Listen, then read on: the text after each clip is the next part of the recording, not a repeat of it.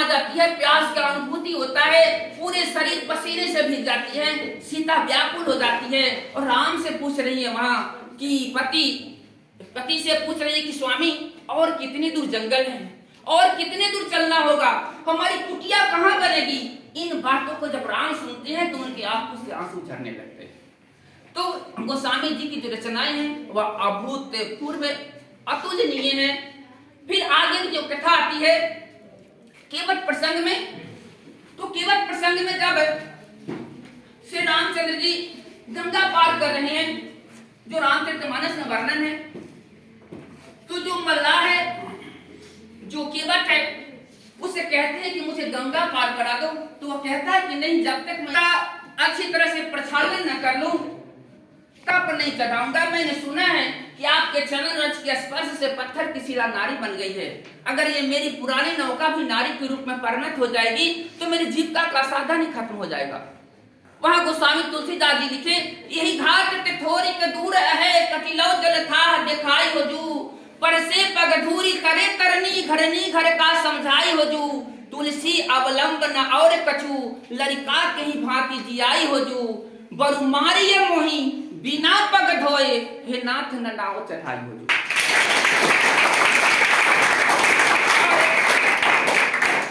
जब यहाँ आप देखेंगे कथा में कि भक्त भगवान से बड़ा दिखता है, केवट बड़ा हो जाता है, राम छोटे हो जाते हैं और राम वहां भक्त को हाँ कह देते हैं, विवश है कि उनको पार जाना है। और भक्त का हठ है, जिद है कि जब तक पांव नहीं धोएंगे उस पार नहीं ले जाएंगे। वो भक्त और भगवान की प्रेम कथा है वहां, और वहां पर विजय केवट का होता है और केवट फिर उन्हें नाव से उस पार कराते हैं। राम जी को कर सवार जन्म सवार ले गए, जब नदी की धार में जगत के धार ले गए, राम की कथा का सब केवट ही सार ले गए, ये उनको पार ले गए जो सबको पार ले गए। तो सारी दुनिया को पार करने वाले हैं, तो ऐसे कई प्रसंग कई दृश्य मिलेंगे। जब सीता हरण होती है तो वहां देखेंगे गोस्वामी तुलसीदास जी लिखे कि हे खग मृग मधुकर श्रृंग श्रेणी, तुम देखे सीता मृग नैनी।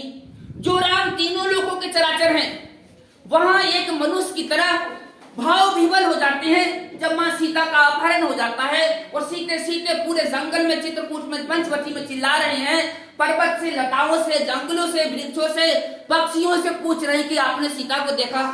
तो ऐसी भाव विह्वलता जो एक मनुष्य की होती है, जो वेदना, दर्द, पीड़ा, किस हमारे आप के अंदर है, उन सभी प्रश्नों का समाधान इस महाकाव्य महाग्रंथ में मिलता है जिसका नाम रामचरितमानस है।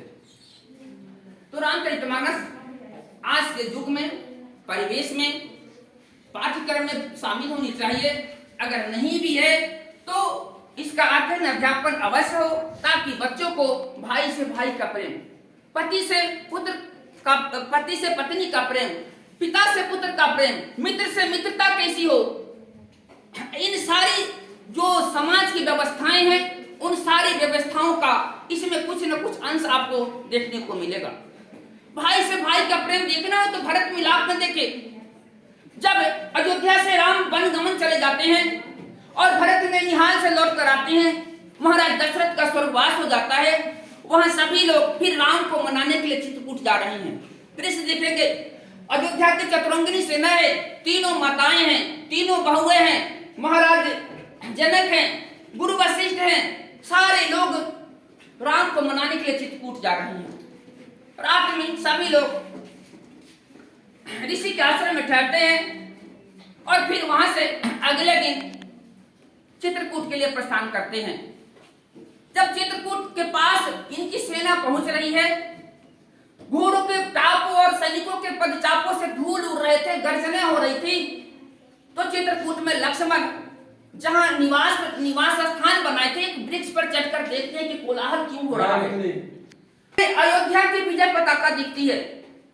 लक्ष्मण वृक्ष से उतरकर गुस्से में आते हैं राम के पास और कहते हैं कि भैया, लगता है भरत हम लोगों पर आक्रमण करने के लिए सेना लेकर आ रहा है, हम लोग सावधान हो जाएं। राम हंस रहे हैं और भरत गुस्से में बोल रहा है, लक्ष्मण गुस्से में बोल रहा है। फिर राम हंसते हुए कहते हैं कि लक्ष्मण तू बावला हो गया रे। अरे भरत ऐसा नहीं सोच सकता। तुझे याद है बचपन में जब खेलते समय तू एक बार गिर गया था, चोट तुझे लगी थी और रोया भरत ने था। तो भरत ऐसा नहीं कर सकता।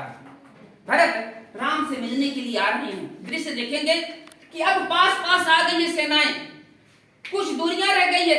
भरत सेनाओं को वहीं रोक देते हैं।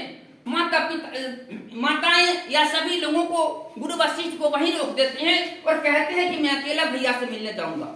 भाई से भाई का प्रेम का दृश्य यहां देखेंगे। जैसे ही भरत वहां से रथ से उतरते हैं, पद त्राण जूते चप्पल सब छोड़ देते हैं, रथ में नंगे पांव वहां से भाई से मिलने जाते हैं। अब दृश्य आ गई कि 10 मीटर की दूरी है। राम उधर खड़े हैं, भरत इधर से आ रहे हैं।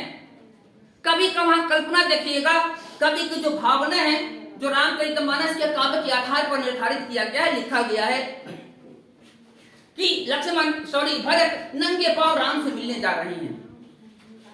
नंगे थे पांव बाबले के, कीचड़ मिट्टी में लिसे हुए, कुछ कुछ बह रहा था रक्त भी, कंकर भी थे कुछ चुभे हुए, आगे बढ़ने की आतुरता, धनु गिरा कहीं पर तीर गिरा, वहीं पर तरकस के साथ साथ मुनियों वाला वह चीर गिरा।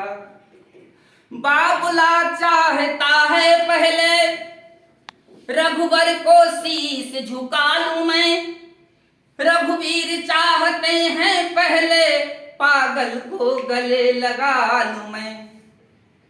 भाई से कंपटीशन करना हो तो ऐसे करे।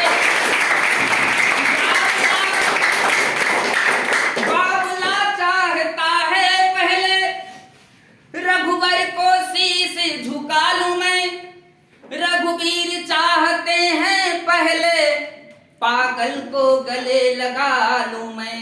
किसकी जीत हुई होगी? आखिर रघुवर की विजय हुई, आखिर रघुवर की विजय हुई, हाथों पर उठा लिया उसको, वह चरण छुए उससे पहले सीने से लगा लिया उसको।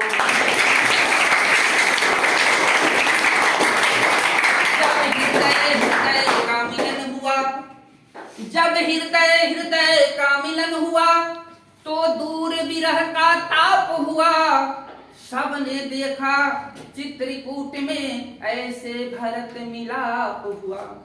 तो भरत सिर्फ राम का जो प्रेम था, यह प्रेम संबंध है। और अंत में यही कहना चाहेंगे कि तुलसी न हो तो राम को जानत कौन, तुलसी न हो तो राम को जानत कौन।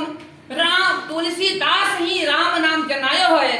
और भाई से भाई का नाता बड़ा मीठा है, भाई से भाई का नाता बड़ा मीठा है, भाई से भाई का नाता बड़ा मीठा है। रघुवंशियों में पाया मैंने यह दिव्य रूप है, माता पिता के पुत्र आसमान धरती पर, भाई ही चांदनी है भाई ही धूप है। धन्यवाद।